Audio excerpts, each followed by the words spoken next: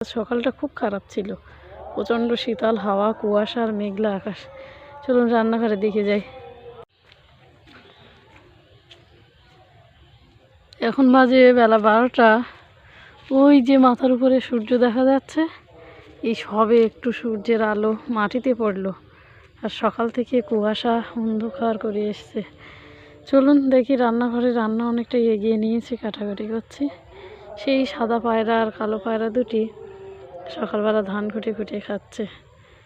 খাওয়ার সংগ্রহের জন্য তো বাইরে বেরোতেই হবে, একটু দেরি করেই সবাই এসেছে, সকালে আসে, কিন্তু সকালটা খুব খারাপ ছিল, প্রচণ্ড শীতল হাওয়া, কুয়াশা আর মেঘলা আকাশ। চলুন রান্নাঘরে দেখে যাই।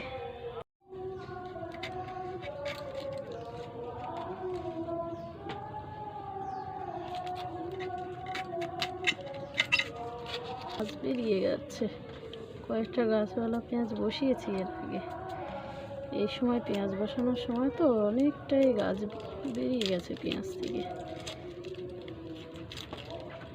সবই এখন গাছ হওয়ার সময় তো, ওরা ঘরের মধ্যে আর বসে নেই, ঘরেতেই সব পেঁয়াজ রসুনের গাছ হয়ে যাচ্ছে। যত বেশি পড়ে, গরম জল থেকে বাষ্প তত বেশি পরিমাণে ওঠে, যার জন্যে কড়ার মধ্যে তরকারিটাই দেখা যাচ্ছে না, এত পরিমাণ। আদাটা ছাড়িয়ে নিয়েছি, ছোট ছোট করে কেটে দেবো যাতে শিলে বাটতে। এবার পেঁয়াজগুলো সরু সরু করে কেটে নেব।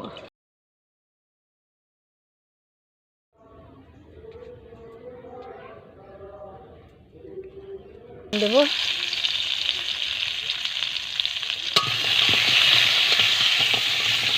কেটে ধুয়ে নিতে হবে, এত এত বড় বড় পিস তো খাওয়া যাবে না, মশলাও ঢোকে না ভালো, তো কেটে ধুয়ে পিস করে নিই।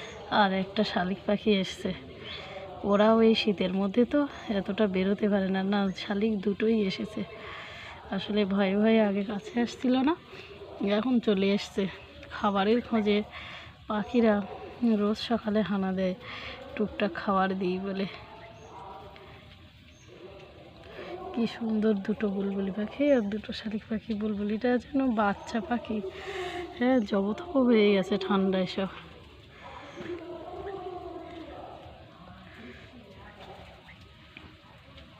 শালিক পাখিগুলো আবার বুলবুলি পাখিদেরকে কামড়াচ্ছে মাঝে মাঝে, শালিক দুটোকে আবার বুলবুলিরা কামড়ে দিয়েছে, ওরা দুজন চলে গেছে, আবার এরা ভাগাভাগি করে খাচ্ছে।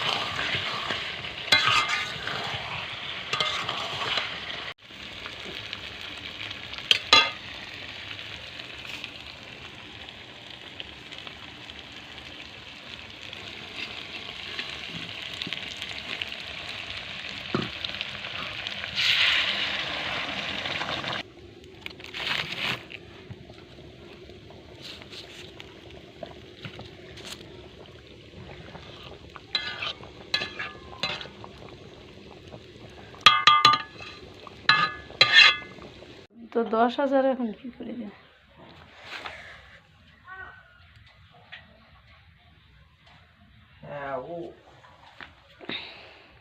হ্যাঁ ওই আমারটা উচ্চ মাধ্যমিক দেবে।